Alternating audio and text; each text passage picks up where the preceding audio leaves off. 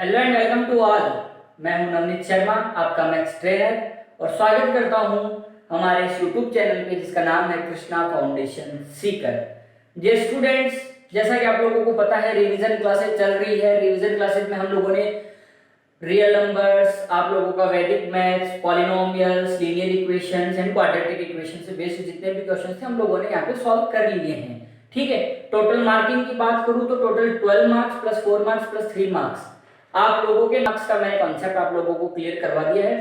आज इस वीडियो में मैं आप लोगों को बताने जा रहा हूं एपी से related important questions, arithmetic progression से रिलेटेड जितने भी क्वेश्चंस हैं, जिस टाइप के क्वेश्चंस भी बोर्ड में आए हुए हैं वो सारे क्वेश्चंस मैं इस वीडियो में आप लोगों को डिस्कस करके बता रहा हूं।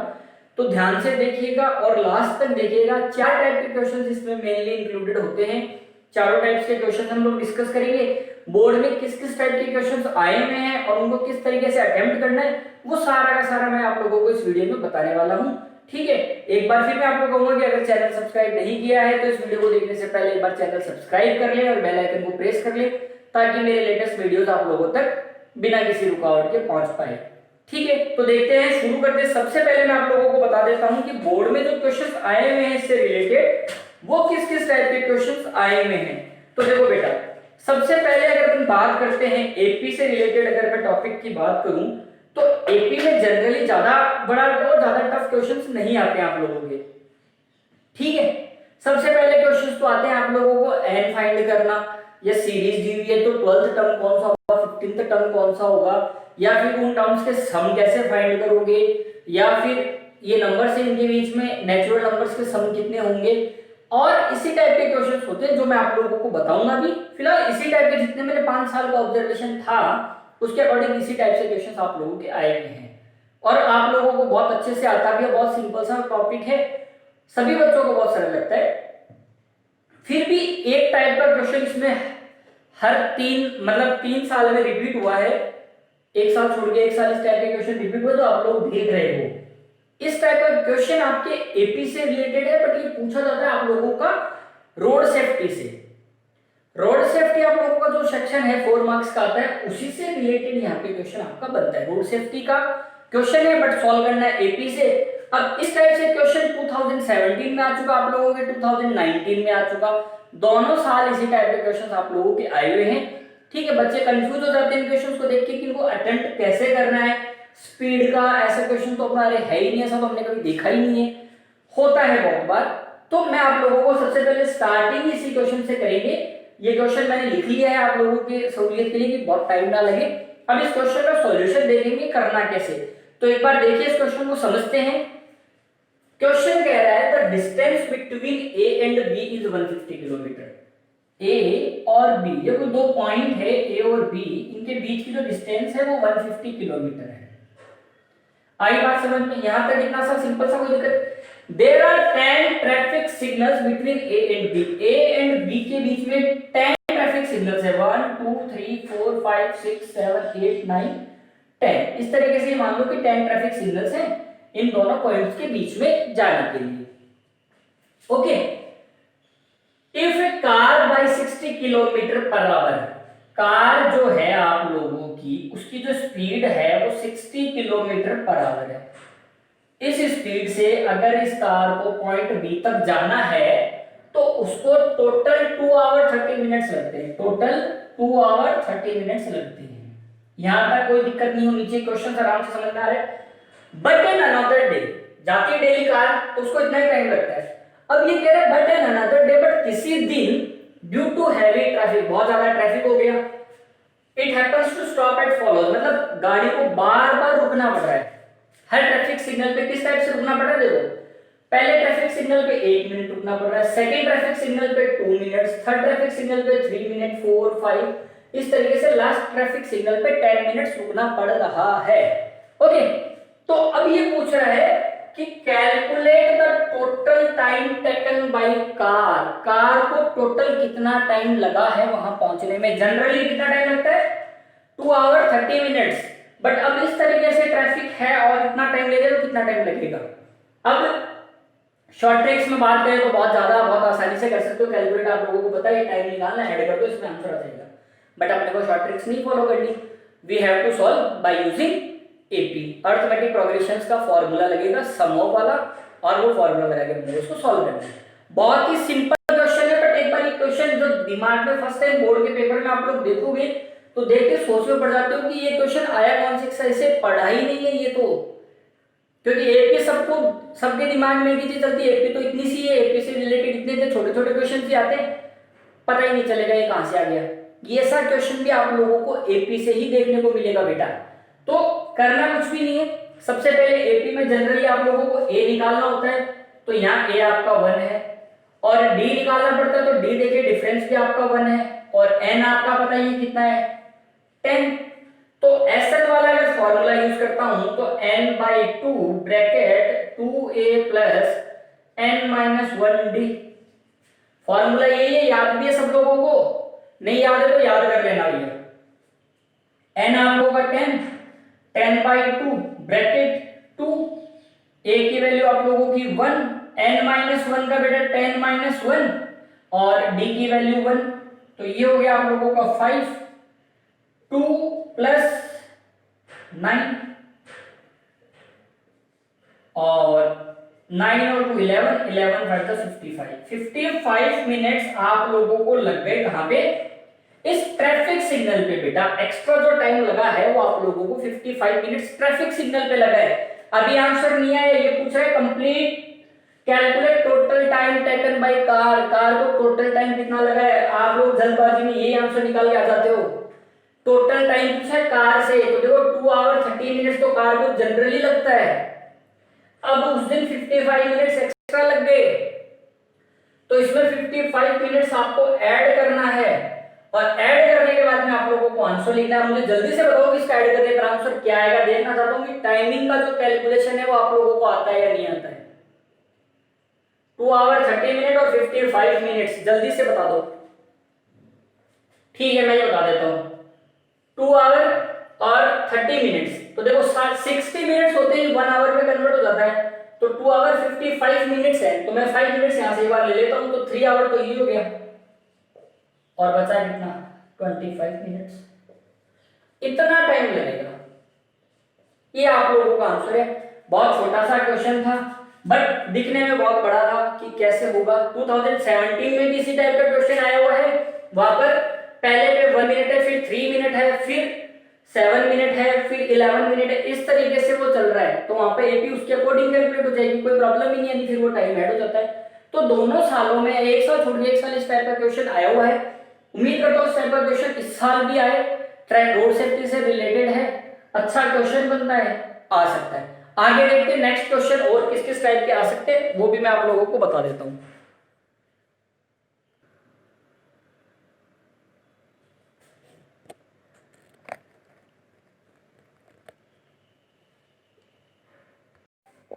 तो आइए देखते हैं नेक्स्ट क्वेश्चन। नेक्स्ट क्वेश्चन जो है बेटा आप लोगों का वो ये है, find the sum of all natural number, find the sum of all natural number divisible by 5 between 2 and 101।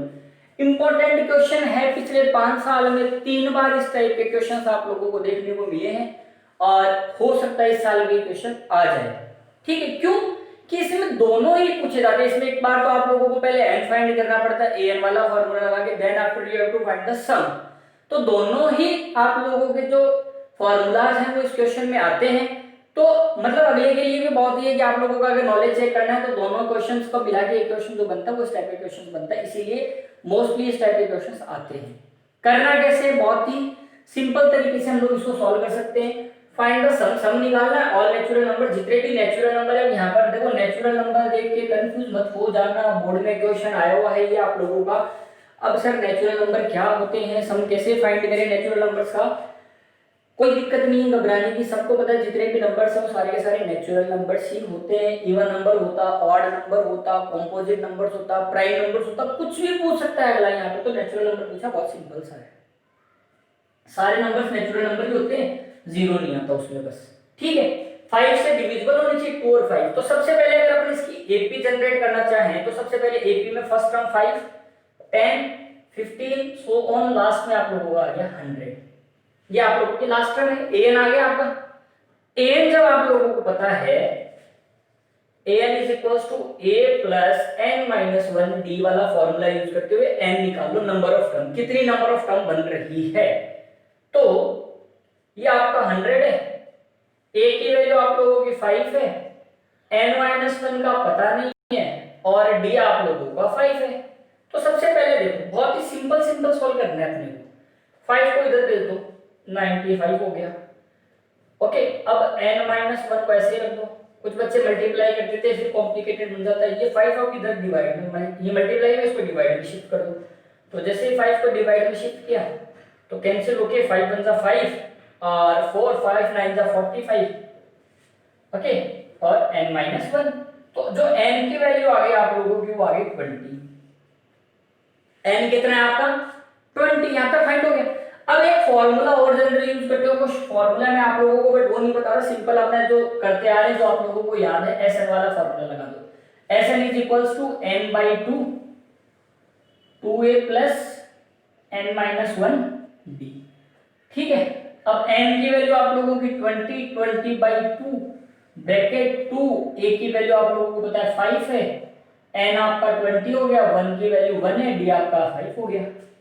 Calculation fast चाहिए आप लोगों को और कुछ भी नीचे इस क्वेश्चन में 10 प्लस 19 मल्टीप्लाई बाई 5 10 ब्रैकेट 19 5 जा कितना होता है 95 95 प्लस 105 और 10 से मल्टीप्लाई किया तो 1050। ये आप लोगों का आंसर आ गया है। एक सिंपल सा, इतना सा सॉल्यूशन करना है। इस टाइप का क्वेश्चन एग्जाम में आ सकता है। अब और किस टाइप के क्वेश्चन से, दो टाइप और बताऊंगा आप लोगों को, दोनों टाइप ध्यान से देखना, ठीक है। उसके बाद में इस चैप्टर में इतना ही है जो इंपॉर्टेंट मेरे पॉइंट, मेरे नजरिए से है। दो क्वेश्चन और कौन कौन से हैं वो देखते हैं फटाफट आगे अपने। तो आइए देखते हैं नेक्स्ट क्वेश्चन जो बेटा आप लोगों का है। ये आप ही में से किसी बच्चे ने पूछा है और उसी बच्चे का आप लोगों का कोई फ्रेंड है जिनको इस क्वेश्चन में प्रॉब्लम थे, तो मैंने पूछा था कि भाई किसी बच्चे को कोई प्रॉब्लम है, तो उन्होंने ये क्वेश्चन बताया है कि सर इस टाइप का क्वेश्चन एक बार और आप लोगों को एक्सप्लेन कर दीजिए। तो मैं वही क्वेश्चन आप लोगों के लिए लेके आया हूं कि a sum of rupees 280 is to be used to give 4 case prizes। a sum of rupees 280 is to be used to give 4 case prizes। 280 रुपए हैं और 4 प्राइज देने, समझ में आ गया। 280 रुपीज 4 प्राइजेस बांटने हैं।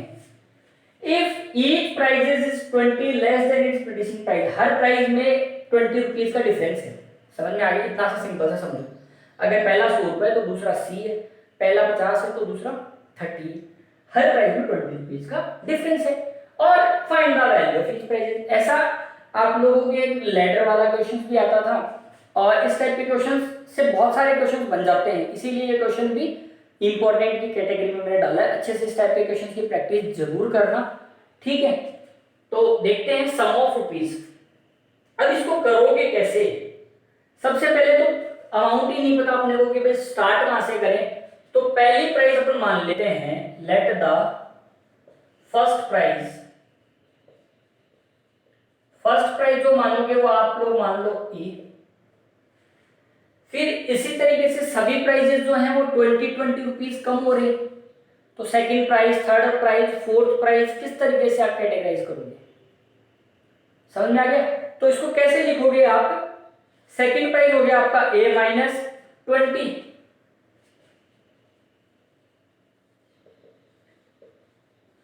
और थर्ड प्राइस की अगर अपन बात कर लेते हैं तो A माइनस 40, और अगर आप लोगों का फोर्थ प्राइस की बात करते हैं तो A माइनस 60। ये आप लोगों का प्राइस होगा। अगर पहला प्राइस कितना भी हो अपने को नहीं पता, अगर अपन मान लेते हैं यहाँ पे 200 रुपीज आता है, तो नेक्स्ट हो गया 180, फिर नेक्स्ट हो गया ये, फिर नेक्स्ट हो गया ये। सिंपल सा क्वेश्चन है, कुछ भी नहीं करना। अब देखो, अगर मैं इसमें करना क्या है, मेरे पास सम दिया हुआ है बेटा, जहां भी सम दिया हुआ तो वहां पे फॉर्मूला कौन सा यूज होता है? एसएन वाला। एसएन इज इक्वल्स टू क्या होता है? n by 2 bracket 2a plus n minus 1 और d। अब यहाँ पर n आप लोगों को पता है कितना है, 4/2। 2 a की वैल्यू a ही अपने को पता है, n-1, n आपका 4 है, -1 की जगह -1 आ गया, और d वैल्यू है 20, नेगेटिव में 20 क्योंकि कम हो रही है बेटा प्राइसिंग, बढ़ नहीं रही है। अब इसको सॉल्व कर लेते हैं। तो सॉल्व करने के लिए यहाँ देखो ये कैंसिल आउट हो गया, कितना यहाँ पे 280 है, ये टोटल सम आपको पता ही है, तो ये 2 हो गया, तो 280 is equals to 2a plus 3 फिर -20 से मल्टीप्लाई हो जाएगा, तो 280 is equals to 2a plus कितना हो गया जल्दी से बता दो, माइनस का 60। अब देखो एक एक स्टेप्स बता रहा हूं, बहुत ही ध्यान से समझ लेना बेटा। 2a, अब इसका कुछ करना है, कर सकते हैं क्या, तो ये माइनस का 60 हो गया। अब ये 2 था, मल्टीप्लाई में ट्रांसफॉर्मेशन से डिवाइड हो जाएगा, तो ये हो गया आपका 140 is equals to 2a minus 60 वहां जाके ऐड हो जाएगा, तो ये हो गया आपका 200 इज इक्वल्स टू 2a, और a की वैल्यू आपकी आ गई 100। मतलब फर्स्ट प्राइस का जो अमाउंट है वो आप लोगों का 100 रुपीज है। तो प्राइसिंग अमाउंट निकालना ना भूले, पूरा क्वेश्चन कंप्लीट कर गए। जल्दबाजी में अपन क्या करते हैं, बस a की वैल्यू आगे छोड़ दिया, आगे वाले क्वेश्चन पे जाना होता है, बट बेटा पहला क्वेश्चन कंप्लीट करो फिर आगे वाले में जाओ। तो a है आपका 100, तो नेक्स्ट जो सेकंड प्राइस होगी आपकी, फर्स्ट प्राइस तो आपका 100 आ गया, सेकंड प्राइस हो गई आपकी 80, थर्ड प्राइस जो हो गई वो आप लोगों की कितनी हो गई 60, एंड फोर्थ प्राइस जो हो गई वो आप लोगों की कितनी हो गई 40। एक बार दोबारा इसका टोटल लगाना ना भूले, बाय चांस गलती हो सकती है। तो देखो 100 और ये 100, 200 हो गया, और ये 80, तो ये हो गया आपका 280, और 280 ही अपना सम है। इतने अपन ने जो क्वेश्चन किया वो अपना करेक्ट है। ये थर्ड क्वेश्चन था। चलते हैं नेक्स्ट क्वेश्चन की ओर। नेक्स्ट क्वेश्चन क्या कहता है वो और अपन लोग एक बार डिस्कस कर लेते हैं।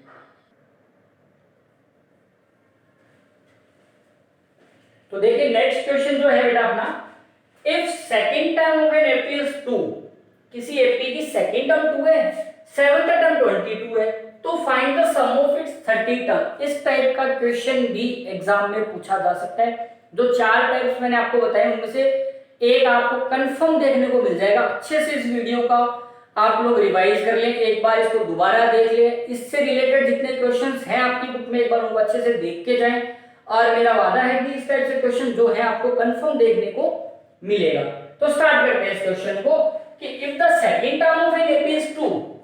अब देखो अगर second term of an AP is 2, किसी एपी की सेकंड टर्म 2 है and seventh term is 22, seventh term 22 है, then find the sum of its 30 term. बहुत ही सिंपल क्वेश्चन है, एग्जाम में आने के बहुत चांसेस है इस टाइप के क्वेश्चंस के। ये क्वेश्चन एक तरीके से देखा जाए तो आप लोगों का कंप्लीट एपी नॉलेज चेक कर लेता है कि आप लोगों ने अरिथमेटिक्स में क्या क्या पढ़ा है। इसीलिए इस टाइप के क्वेश्चंस भी बोर्ड में रेगुलर देखने को मिले हुए हैं। मैं वही क्वेश्चंस करवा रहा हूं जो बोर्ड में कंसिस्टेंटली आ रहे हैं, उसी टाइप से क्वेश्चंस मैं आप लोगों के लिए लेके आऊं ताकि आप लोगों का रिवीजन हो जाए और ज्यादा टाइम वेस्ट ना हो, आप लोग अच्छे से समझ ले। स्मार्ट स्टडी इसी को कहते हैं, क्योंकि अब जो टाइम है वो स्मार्ट स्टडी का ही टाइम है। तो वही चीज देखो ना, जहां पे बोर्ड बार बार क्वेश्चंस पूछ रहा है तो अपना अच्छा स्कोर अपन अच्छा बना सकते हैं।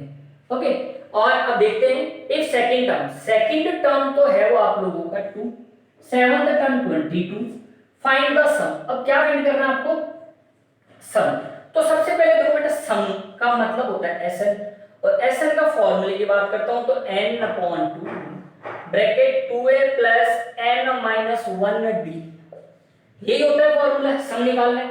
अब यहाँ पर एक बार देख लो कि क्या क्या दिया हुआ है आपके पास।